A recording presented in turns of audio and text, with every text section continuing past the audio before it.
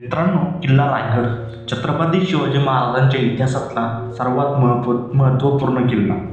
कारण महाराजांचा राज्याभिषेक सुद्धा ह्याच किल्ल्यावर झालेला आहे आणि महाराजांचा शेवटचा क्षण सुद्धा ह्याच किल्ल्यावर झालेला आहे.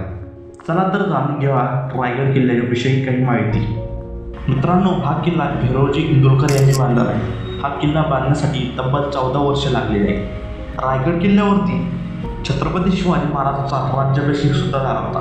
तो म्हणजे 16 जून 1674 मध्ये. ह्या किल्ल्यावर टकमक नावाचं टोक आहे. त्या किल्ल्यावर दुश्मनांना किंवा फितुरांना तेथून खाली फेकलं जायचं, परंतु महाराजांच्या इतिहासात त्यांनी एकांनाही असं फेकलं नाही. परंतु छत्रपती संभाजी महाराजांनी असं एकालाही सोडलं नाही.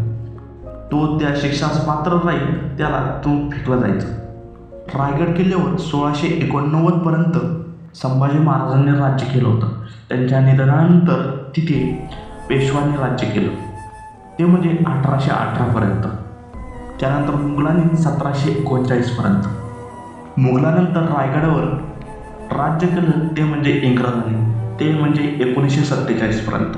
इंग्रजांनी हा किल्ला खूप वेळ चालला होता, तो म्हणजे 12 दिवस जळत होता आणि 1947ला स्वातंत्र्य झाला.